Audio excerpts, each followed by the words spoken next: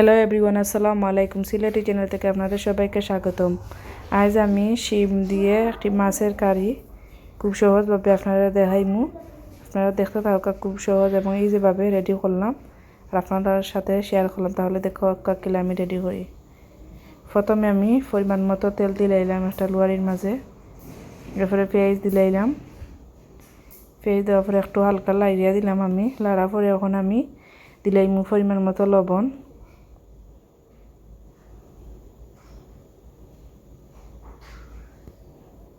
পরিমাণ মতো লবণ দিলাইমু আমি। দেওয়ার পরে আমি লবণ দিলাইলাম। এখন আমি হলুদ দিলাইলাম 2 চামচ। এরপর এখন মরিচ দিলাইমু আমি 3 চামচ। এখন আমি বাখর দিলাইমু আরও 2 চামচ। খুব ইজিভাবে আপনারা খুব সুন্দরভাবে তরকারিটা রেডি করতে পারবা। কার কোনো মশলা এড করা লাগতো না। ও সুন্দর করে আমি লাইরিয়া মিক্সিং করে দিলাম পেঁয়াজের লগে মশলাটা।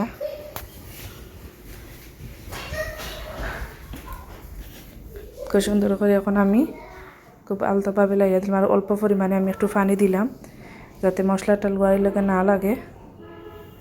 এটা সিলেটি ভাষা লোয়ারি হয়, আপনারা আর বা কিছু মনে করেন না জানো। দেখো আমি এখন অল্প পরিমাণে দিয়ে একটু সময় রাখছিলাম। এরপরে আমি একটু সিদ্ধ জাল খাওয়া পরে মশলা এখন আমি দিলাইলাম শিম, মানে আমরা সিলেটি ভাষায় উড়ি যে খই তরকারি ইটারে। এখন আমি একটু সুন্দরভাবে লাইরিয়া দিলাম। লাইরিয়া দেওয়ার পরে এখন আরও কিছু সময় পরে ওদের খুব সুন্দর একটি কালার আইছে। এখনকে আমি একটুভাবে সুন্দরভাবে লাইরিয়া দিলাম। লাইরিয়া দিয়ে আরও কিছু সময় লাগি আমি তো রাখমু গুড়িয়া ঢাকনা দিয়া। তারা কিছু সময় পরে খুব সুন্দরভাবে আমার শিমটা সিদ্ধ হয়ে গেছে। এখন আমি মাছ দিলাই মোহন মাছ দিয়ে সুন্দর করে আমি একটু উলট পালট করে লাইরিয়া দিমু যাতে সব দিকে মাছটা মশলাটা লাগে।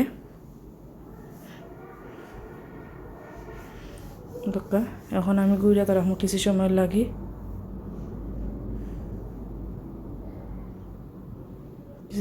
আমি গুঁড়া তো রাখলাম কিছু সময় পরে ওদেরকে আমার মাছটাও সিদ্ধ হয়ে গেছে। এখনকে আমি হালকাভাবে একটু লাইরিয়া আর পরিমাণ মতো পানি দিলাইমু। পানি দিলাইলাম পরিমাণ মতো। এখনকে আমি গুঁড়া তো রাখবো সুন্দরভাবে একটু লাড়িয়া আমি সুন্দর করিয়া গুঁড়া তো রাখবো আরও কিছু সময় লাগে। এরপরে আমি আরও কিছু সময় পরে লামাই লিমু।